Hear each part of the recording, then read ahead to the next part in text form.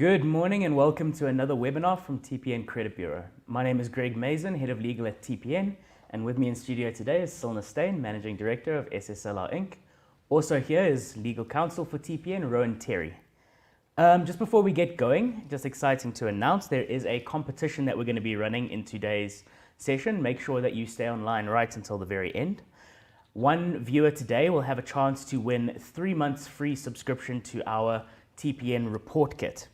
All you'll need to do to enter this competition is to go onto TPN's social media pages that have been posted in the chat, like and follow those pages, and then please like and share the latest post that TPN has posted on the residential rental monitor for Q1 2023.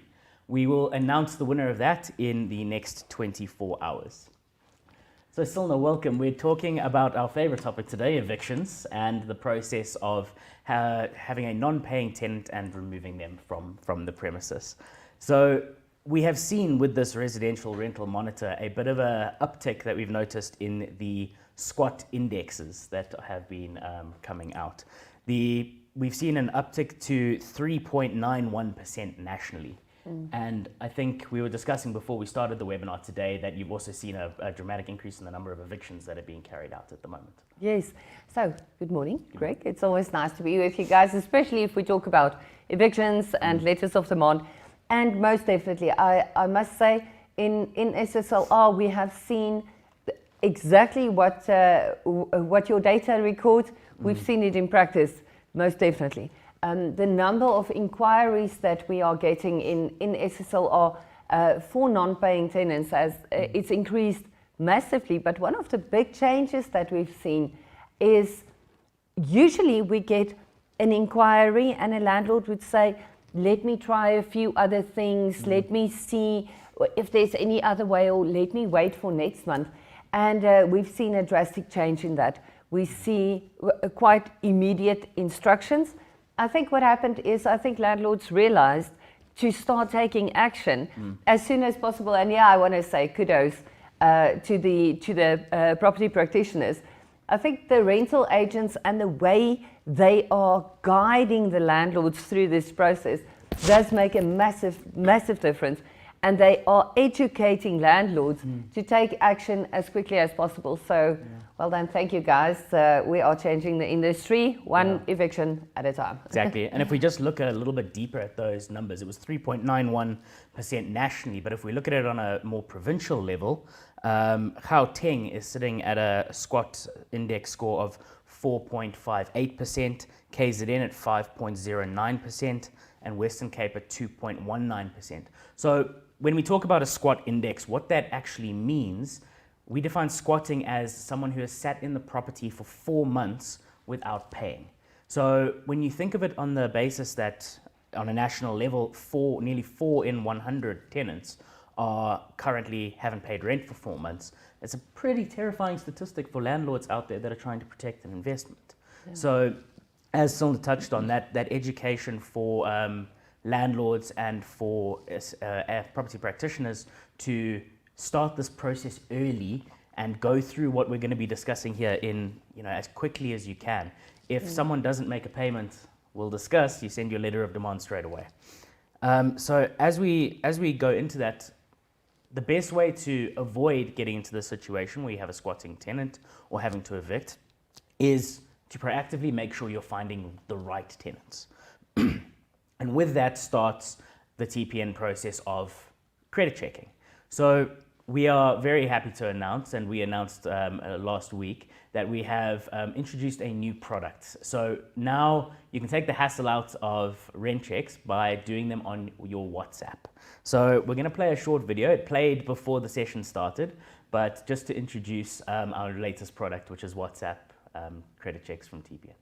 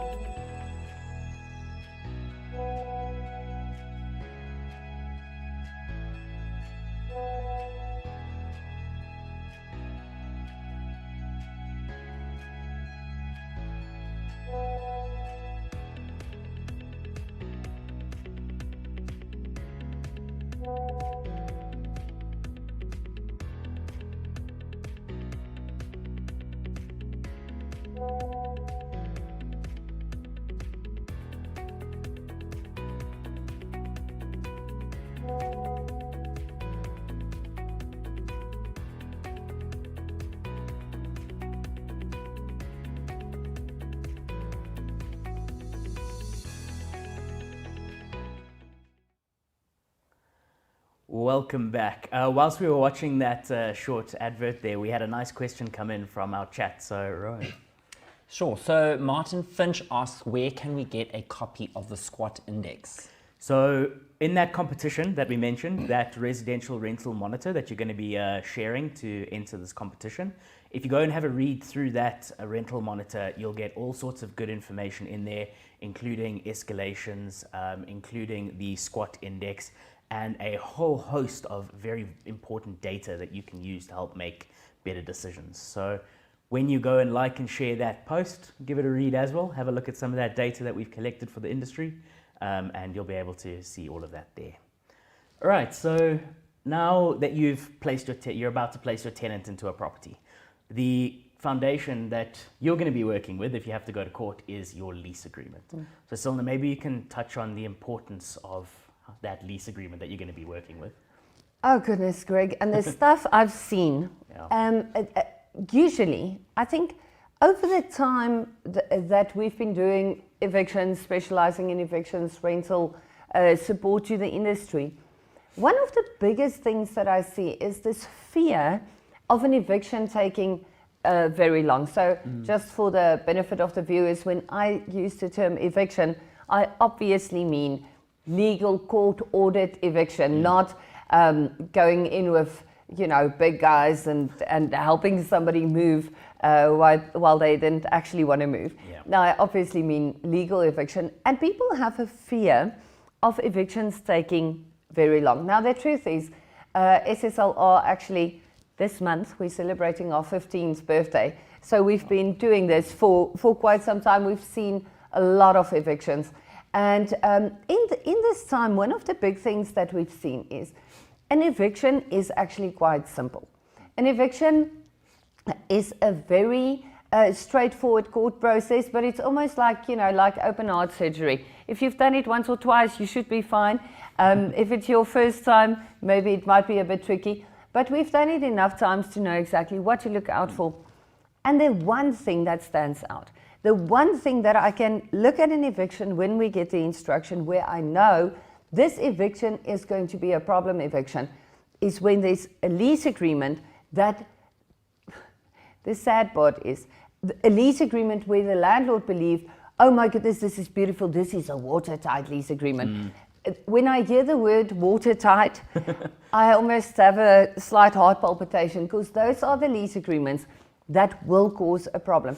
Either a very short lease agreement, so the thing that the industry wants, a one-pager, or maybe on a good day, 5-pager lease agreement, a watertight 5-page lease agreements, guys, that is the thing that's going to cause a delay in an eviction. A lease agreement forms the basis of the relationship between the landlord and the tenant.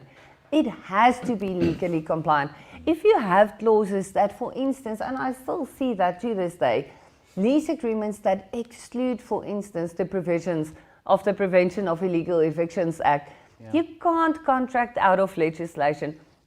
Lease agreements that try to avoid, for instance, the Consumer Protection Act, CPA. And I'm thinking, okay, guys, now we have a problem, because you acted in terms of this lease agreement believing that it's correct. And by the time it comes to SSLR for an eviction, we can't proceed on it, and we have to do rectifications in our papers to actually get to the point of eviction. So the thing that makes a rental relationship pleasant and that makes an eviction quite simple is to have a proper lease agreement. And obviously, you and I have been working together on the residential lease back for years now. And it's beautiful for me to see when we receive an instruction for an eviction and it's based on the lease back. I know life is going to be simple.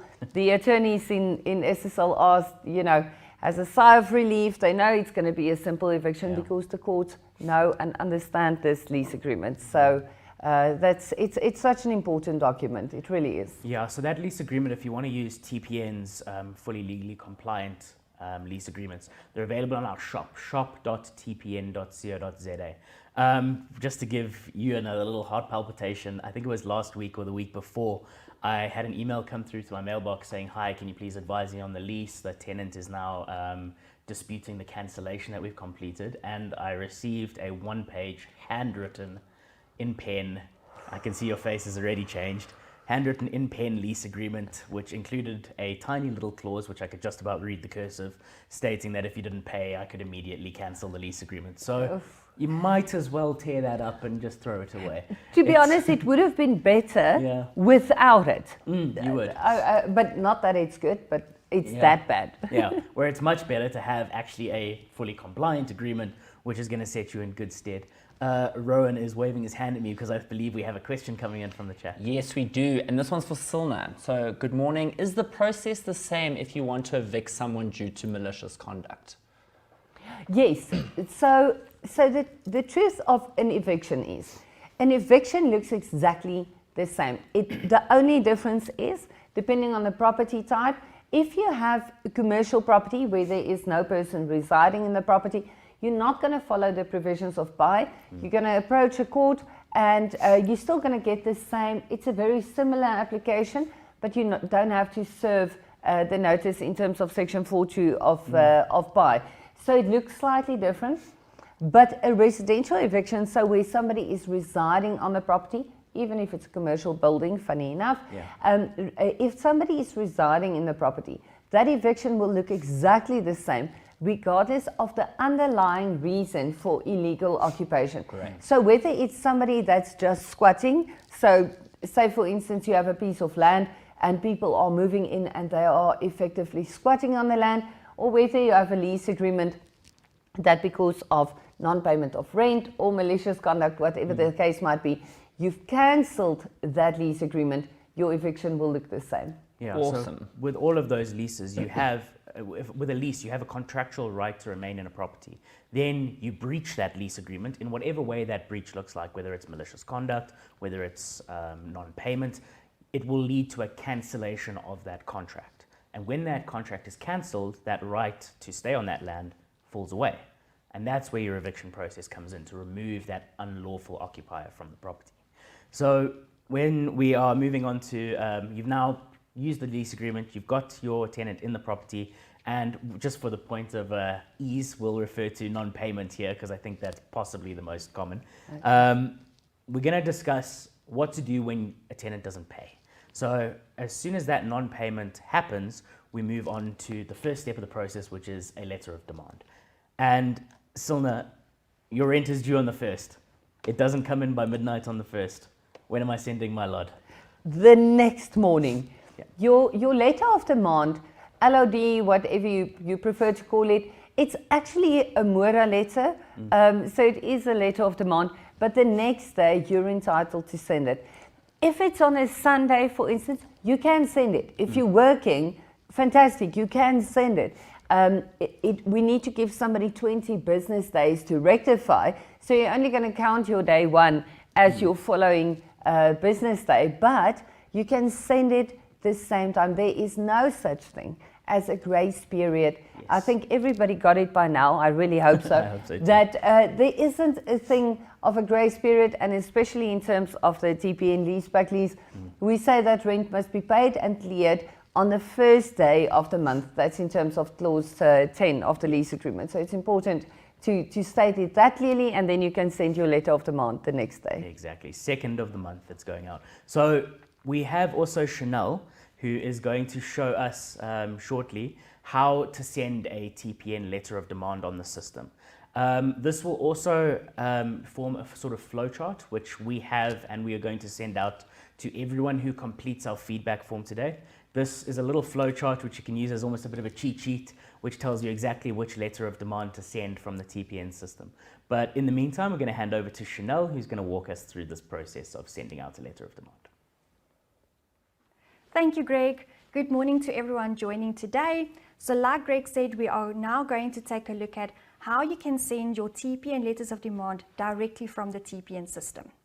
You will log on to www.tpn.co.za, and from the web page, you will then click on Log In. You will then enter your username, your TPN username and password, and click the Log In button.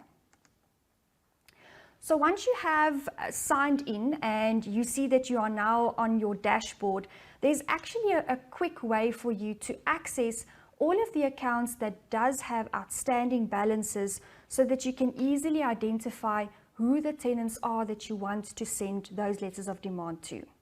So directly from your dashboard, what you'll do is you'll scroll down towards the bottom of the screen where you can see this to-do list.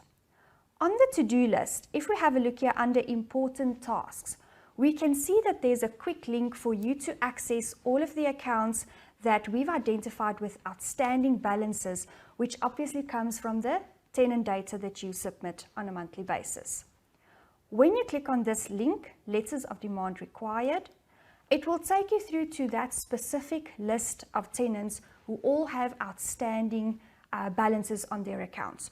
So effectively all the payment flags reflecting as either did not pays or partially pays. From this list, you can then click on the reference number for that specific tenant you want to send the letter to. That will then redirect you through to the lease summary, where on the left-hand side, if you navigate down the data menu, you will see there is an option for you to click on letters. Once we've clicked on letters, there's a link at the bottom of the next screen where you have to then click here to send a new letter. This will then redirect you through to the letters list that is available on the system. So as you can see, there's multiple choices. We have got a landlord as well as a tenant welcome letter that's free to use. And then we obviously have our letters of demand as well as a lease cancellation letter, which follows on the letter of demand once it's expired. What you'll see here is we've got a 20 business day letter of demand, and we've also got the 7-day letter of demand. So just to quickly discuss the differences between these two letters and how you should identify which one it is you should use. You will identify this by making use of knowing who your tenant is as well as what agreement is in place. So if your tenant is a juristic entity, you will naturally then use your 7-day letter of demand. If your tenant is a natural person and the agreement that they currently have in place is on a month-to-month basis, you will then also make use of your 7-day letter of demand. This is specifically for the purposes of then cancelling that agreement if they failed to rectify the breach. So with your 7-day letter of demand, it allows you to cancel the agreement by the 8th day, which is normal calendar days if they still haven't paid the outstanding account.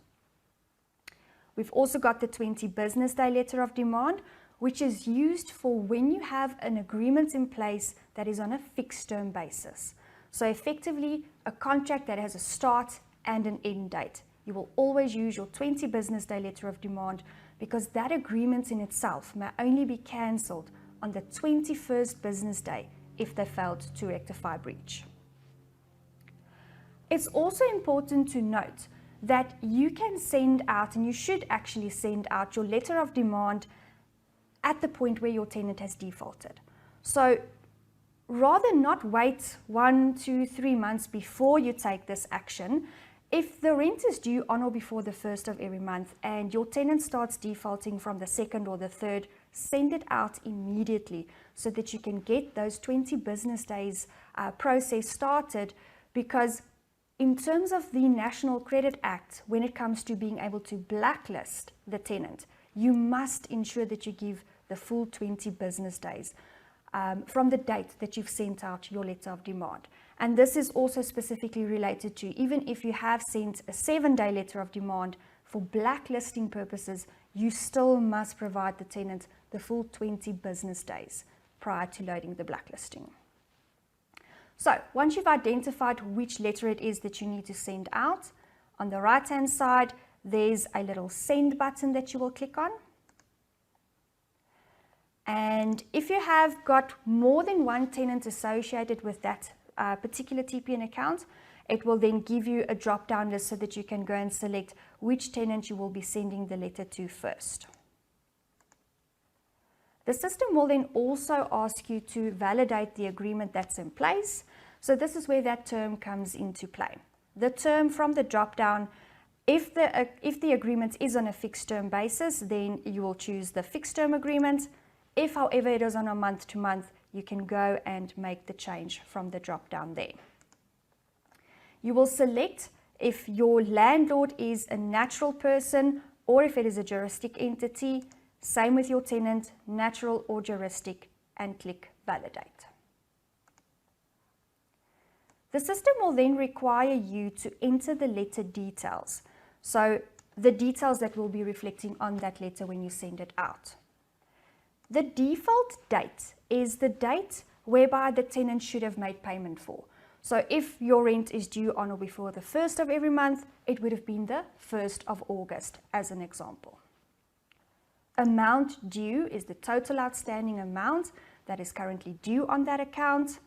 It will then also reflect who you as the contact person is going to be, as well as the contact number for them to reach out to if they've got any queries.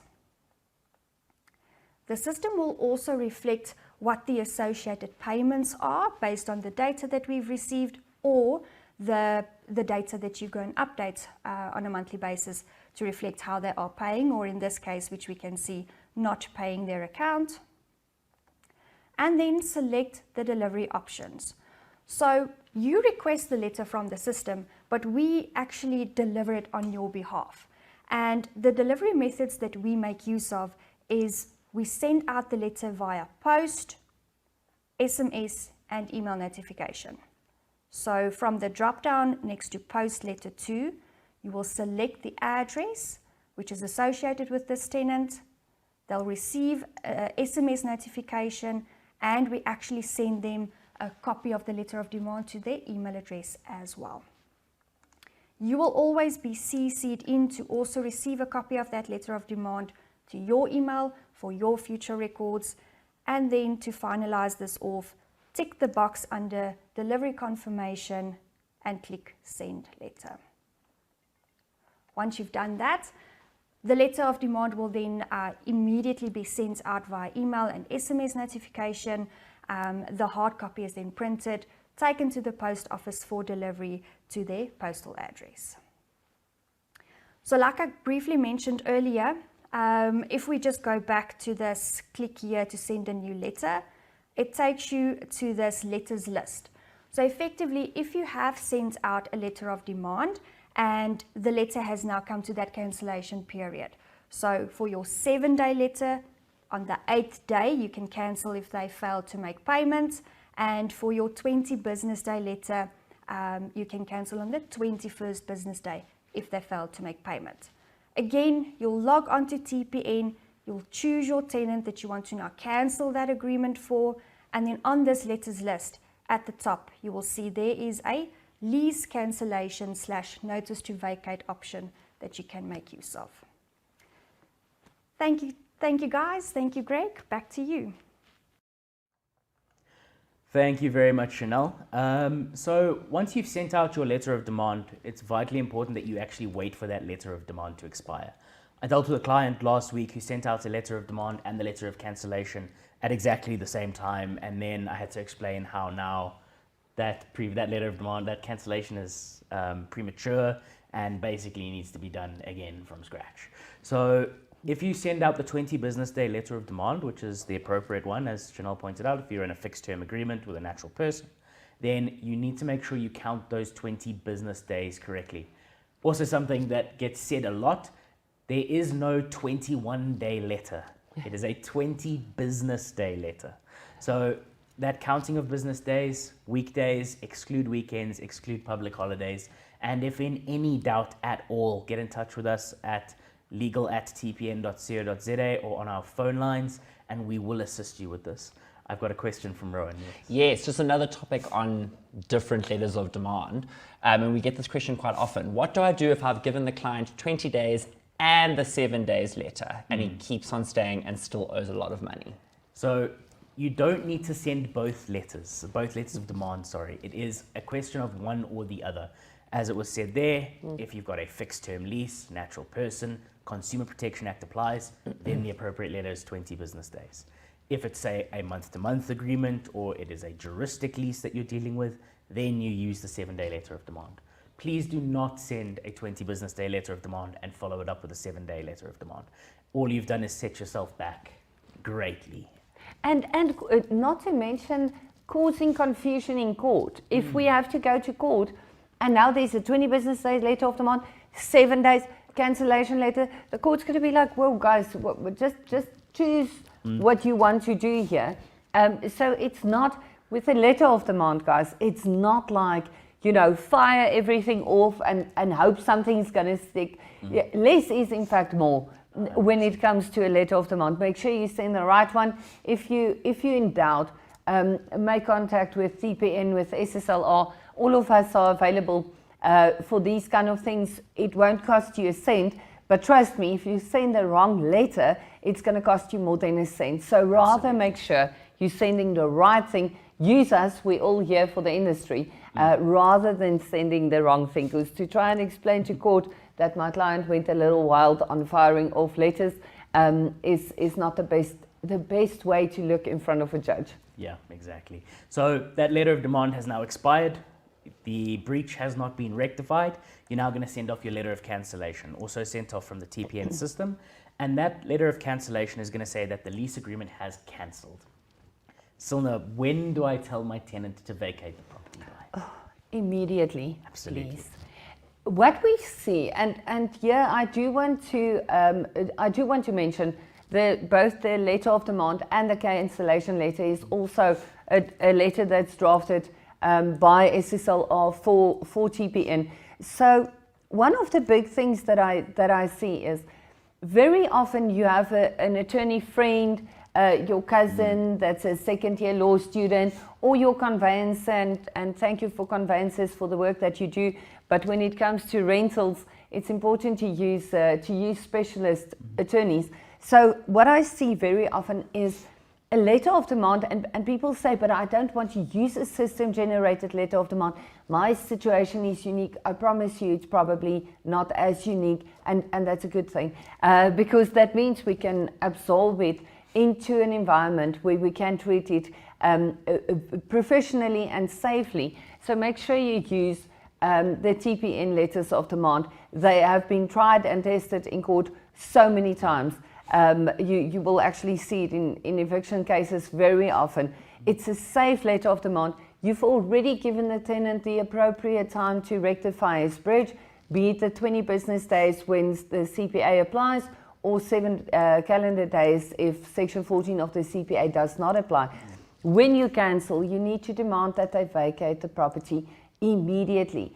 There's no legal requirement to allow somebody more time to occupy before they vacate. Actually, it creates a massive risk because you create a new right of occupation, and if that works out to not work out in your favor, it could mean that you need to cancel that right again. So please don't give time.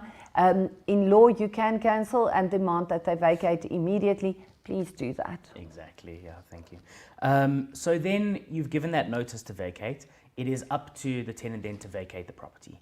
When they fail to vacate the property, it is important that you go and speak to SSLR immediately. So don't then, as Silna says, say, okay, you've failed to vacate the property, I'll give you another week to vacate the property.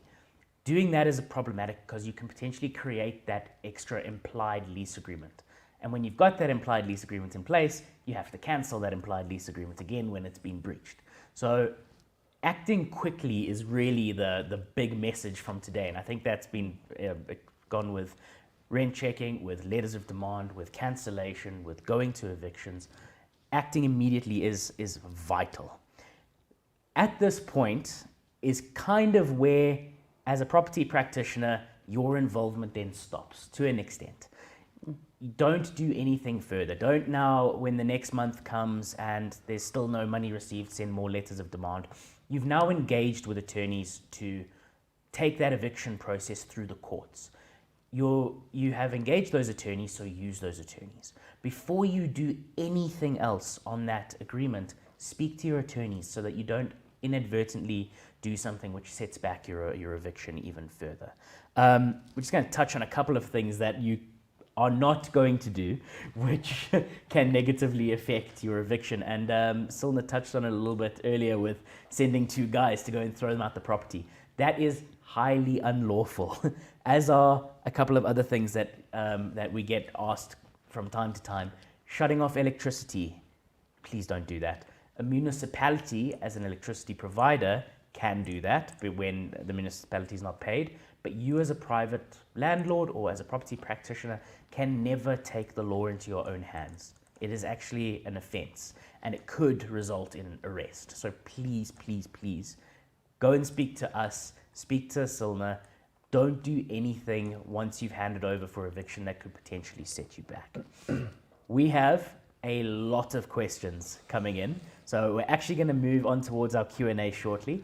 Before we do that, our feedback form is going to be posted in the chat. Please ensure that you complete that feedback form. Remember that everyone that does complete that feedback form is going to be receiving a copy of the Letter of Demand flowchart. And another reminder, their links will be posted again for all of our social media platforms. To enter the competition to win 3 months subscription to our property report kits, go onto those social media pages, like or follow them, and make sure that you like and share our latest post or the pinned post on the TPN Residential Rental Monitor for 2023 Q1. That'll place you into the competition to stand a chance to win that prize. All right, Rowan, you have told us that there are a ton of questions which There's have come so through, many, Greg. which is really exciting. Thank you Yeah. so much. And keep posting your questions. If for whatever reason we don't get to your question, legal@tpn.co.za. We will do our utmost to respond to those questions if you get missed for whatever reason. Also, I believe there are a lot of questions coming in on the WhatsApp checks. We're going to save those questions for another webinar, but in the interim, if you have any questions about running those WhatsApp checks, please feel free to get in touch with our help desk @tpn.co.za, or you can send it through to legal@tpn.co.za, and we will point you in the right direction. Okay, Perfect. Rowan, thank you so So much. there is plenty. I'm going to try and break them down into certain sections so we can address them all at one time. So a lot of the questions that have come through now are talking about delivery of notices. Registered post, normal post. Can I email it? Does it need to be sent? How? And I think maybe, Greg, if you could just touch on what our lease agreement deals with the delivery of notices. So again, this will be something that will definitely be missing from your one-page handwritten lease agreement. Notices and letters and domicilium clauses. So I'm not going to bore you with Latin and domicilium. So notices, where those notices need to be sent. In our lease agreement, we stipulate that those leases can be those letters and notices can be sent via email, via registered post, and registered post is important for the process of eviction because courts are going to ask for those registered post slips. Or Unless. you can rely on your email address delivery because that is stipulated in the lease.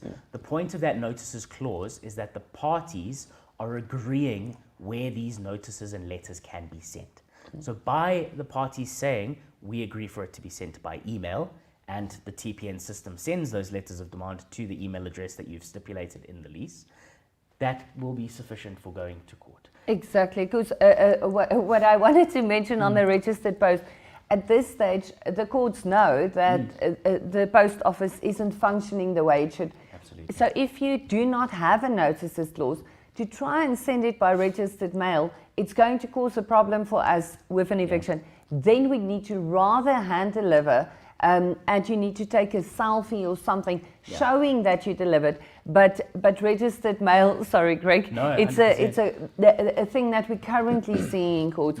The courts are quite reluctant to accept a registered post delivery as proper delivery, simply because we know the post office isn't functioning the way it should.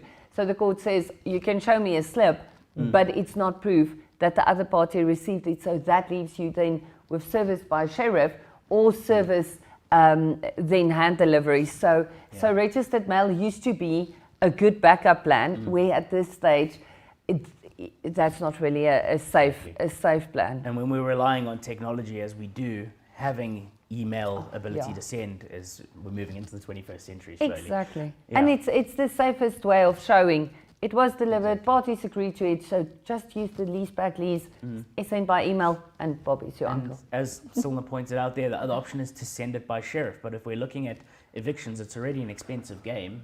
When you suddenly have to get the sheriff to go and deliver and provide you with returns of service, your costs can add up when all of those need to be delivered. Exactly. Great. Then just one clarity. We get a lot of questions about how TPN can help with evictions and how we can institute evictions. Just clarity on that, it is SSLR who will be assisting with evictions, and you can contact them directly. Then I know we did address this earlier, but I do want to repeat it because it is something that comes up all the time. Does the 20 business days letter also apply if the lease is on a month-to-month basis? Okay, so as Silna pointed out earlier, Consumer Protection Act Section 14. That, in a nutshell, is what governs fixed term agreements. So when you are dealing with a 20 business day letter and the CPA applies and your lease is on a fixed term, you're dealing with a natural person, say, then your 20 business days applies. Once you're on a month-to-month agreement, it's no longer a fixed term. So that's why you move across onto that 7-day letter of demand. Great. And then Silna, a question for you. We've got here, tenant was given notice of the lease ending in 3 months. Tenant sent a message they're not going to move. And that we, the property practitioner, are responsible to find new accommodation. Maybe you can comment on that obligation. Yes. Because it comes up a lot as well. A lot of times tenants just believe that the landlord has to provide alternative accommodation. Okay, so I have fantastic news. That would never be a requirement. So in terms of the Prevention of Illegal Evictions Act, if somebody has been in illegal occupation, so from cancellation of the lease agreement, or from the time that the landlord realized or the property owner realized somebody is in illegal occupation of the property, if the owner doesn't commence eviction proceedings within a period of 6 months from that time where the person is in illegal occupation, then the Act says the court may order for the landlord to be responsible, the owner to be responsible for alternative accommodation. But what that looks like is the court simply says, instead of demanding that these people, instead of ordering that the people in illegal occupation vacate the property immediately, the court will give them 2 or 3 months before they have to vacate. There isn't one court case in South Africa where a property owner or property practitioner was ordered by a court to provide another place to stay. That doesn't happen. That obligation exclusively sits with the municipalities. So in terms of quite a few cases, Blue Moonlight Properties, Modderklip, quite a few cases, it was confirmed that the municipality has the obligation. But it's only in a case where somebody would be left homeless and destitute. So for any tenant wanting to rely on this right, what you need to appreciate is this alternative accommodation that the municipality provides. It's usually tented accommodation, really emergency tented accommodation. The municipality isn't required to build a beautiful house with like a nice, jacuzzi and sauna. It's tented accommodation only for people that would be left homeless and destitute after the eviction. Yeah. Everything short of that, we live in a country with a housing crisis, which means to do an eviction and rely on alternative accommodation, you really need to be extremely homeless and destitute, and there's no obligation on the landlord, the owner, or the municipality to provide accommodation, alternative accommodation, that's sort of on the same standard of living as where you used to be. If you're staying in a 2-bedroom apartment somewhere and you get evicted from that, they're not going to find another 2-bedroom apartment for you. No. Yeah. No way. Great. And then how many times, we've got another question here, how many times can a tenant rectify a breach within the notice letter before grounds for cancellation? And I think this person's asking, obviously, if a letter of demand has been paid in full, you won't be able to cancel the lease agreement. However, TPN have included, and SSLR have included a very special clause in our lease. Maybe you guys can just discuss that. Absolutely. And thank you for that question. So once a letter of demand has been rectified, that letter of demand effectively ceases to be. But we do have that clause in the TPN lease that says that if on 3 consecutive months the letter is rectified, the breach is rectified, then you would still have the ability to cancel the lease agreement by giving 20 business days notice of that cancellation.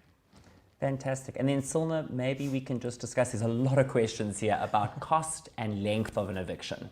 What are property practitioners expecting here and landlords expecting when you have to go and take an eviction? I must say on this one, I'm very proud to answer this question. I'm quite sure you can get in contact with SSLR through TPN as well. It's not difficult to find SSLR. What we've done is we've realized this story of nobody being able to tell a client how much an eviction would cost, it causes panic and fear in the industry. And our intention is to do the opposite and bring calm and really properly predicted costs to the industry. So in SSLR, we broke an eviction up into 5 phases.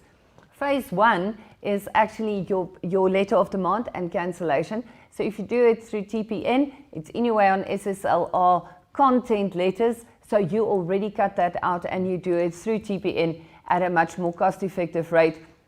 But then phase 2 and 3 is the part where phase 2 is the part where we do the application, and we already sent it by sheriff, and the sheriff serves that notice of motion. So instead of a summons, it's a motion. It's just a bit of a civil procedure that I won't bore you with, but it's already served by the sheriff, and the tenant realized, oh my goodness, this is real. I am getting evicted. And that process will end up costing a client less than 15,000 Rand. If we go the full process, if we need to do phase 3, 4, and 5 as well, which means we have to go to court to actually obtain the eviction order and potentially send the sheriff to do the full eviction, it will cost the client a maximum of 40,000 Rand, and as long as the matter remains unopposed. So obviously, if the tenant defends the matter and we need to go back to court and serve more documents, it will be more expensive. But in most cases, definitely in more than 60% of our matters, by the time we reach the end of phase 2 or 3, which is around 15 to 20,000 Rand, by that time, the tenant will vacate. Obviously, there are cases that takes longer and that gets opposed, and it is a bit more expensive. But it depends on your case. That process usually takes about 6 to 8 weeks. I recently spoke to a few other attorneys, actually also eviction specialist attorneys, and they are pretty impressed with SSLR's 6 to 8 weeks. The reason why we can do it that quickly is we are quite agile because we do exclusively evictions and rentals. We know which courts to go to, we know what they expect, and about 6 to 8 weeks for an unopposed eviction. Could take a bit longer if it gets opposed, but not really more than 6 months. An eviction on the back of a lease agreement shouldn't take more than that. Obviously, again, if there's something super weird or the landlord became very creative and delayed us in the process, it could take longer. Yeah. Your longer evictions is typically sales in execution, insolvency sales. Those evictions can be, say, a year to 18 months, but not much longer than that. Yeah. But thank you. I saw you guys shared the SSLR's details. Please get into contact with our client liaison team, Bianca or Lisa, with your specific case, and they'll be able to point you in the perfect direction of cost and time frames, because it depends on which court we need to approach. So please feel free to pick up the phone and ask the question. Yeah, and just to put it into a little bit of context, when you're talking about the cost of an eviction, that cost of eviction is basically nothing when you consider how long it would take if you didn't have the option of an eviction and you have a tenant who's sitting in a property not paying rental. The amount of rental that you're losing every month that you don't go to an eviction, that's going to add up to way more than an eviction is ever going to cost. So again, speed is your best friend in this situation. By going and starting this eviction process early and getting a best case scenario where you're talking 6 to 8 weeks, then you're minimizing your rental losses and you're going to save your landlord or your property owner money in that sense. Exactly, Greg, and coming back to the TPN leaseback, we do allow in the leaseback in terms of the deposit clause, on cancellation of the agreement. So when the lease agreement comes to an end, obviously your deposit becomes available for use. So by that time, you typically had a rear rent already. That money that's then held in the deposit, in 98% of our cases, can then be used by the landlord for payment of phase 2, so the commencement of the eviction. And so in most cases, if done correctly and you don't let the arrear rental run up for too long, we can use the deposit to already start the eviction process. And the landlord, eventually, the money that the landlord will have to pay is probably going to be more in the region of about 10,000 Rand if the process is handled correctly. So be clever in also utilizing the deposit at the right stage correctly. Please talk to us before you start using that deposit, but we will guide you through that process because it can be done legally. Great, thank you. Awesome. And then while we are on the topic of costs, we've got questions about, does a court award costs of an eviction? What happens with those legal costs? Are you able to then recover them? Do you want a Christmas answer or a true answer? I think maybe a true answer. Maybe a true answer. Maybe Let's a true do one that. this time. I'm sorry, guys. I'm going to break your heart now, but bear with me. I'll do it with a friendly smile. Every single time we do an eviction, we will get a cost order. I haven't seen one eviction where a cost order hasn't been granted, but let's quickly call a spade and not even a Christmas spade. The fact that the tenant didn't pay rent means by that time he already owes you so much money. So to execute on the court order for that cost makes absolutely zero financial sense. Yeah. You need to employ a cost consultant to tax your bill of costs, and then you need to send the sheriff to recoup that money. But you already have a bunch of money that's owed by the tenant, which, by the way, I do recommend rather going to the tribunal. SSLR does deliver that service as well, to obtain a judgment for your arrear rental. Avoid a court for that. It's, again, just a waste of money. The tribunal is much cheaper, much quicker process. You already have a court order for the arrear rental. If you can't recoup that, if the tenant didn't pay rent, your cost order isn't going to help you much. So please don't make the decision around going the eviction route or not based on the cost order. We will get a cost order, but execution doesn't make sense. So I usually recommend to landlords, have some money available. Have 10, 20,000 Rand available, whether your geyser bursts or you need to repaint the place, or whether you need to do an eviction with the deposit that you can use. And that money, you would probably be better off by not throwing good money after bad. And legal costs must be spent on the right thing to get you the right result. And I don't recommend ever actually enforcing that cost order, but you will get the order. What's the Christmas answer? Yeah, it was a good balance. I think we have time for one more question to come through. Perfect. So this one has come through also. It says, what if someone absconds from the property mid-eviction or mid-cancellation? What can be done about the items left behind? Another person also said, can the landlord hold on to the tenant's furniture if they have not paid their arrears and you have cancelled your lease agreement? So as much as we have the landlord's hypothec, and we do deal with that in terms of the TPN leaseback as well, but you don't even need to deal with that in terms of your lease agreement. If you have a rear rental, you can most definitely approach a court and perfect that hypothec, get an order to remove those items. Again, whether that's cost effective or not would depend on the specific case. I once had a case where it made sense in residential in all these years. In most of the cases, it doesn't make financial sense because then you sell those items on sheriff auction and you're not going to get anything for it. What we've done is, in terms of the TPN leaseback lease, we have a clause dealing with items left on the premises. And so when the tenant vacates, whether mid-agreement, on cancellation, mid-eviction, whatever, and you have a few items left on the premises, we have a clause dealing with that, and we do allow the landlord to remove that, donate it to charities, get rid of it, whatever the case might be. But it's in very specific circumstances.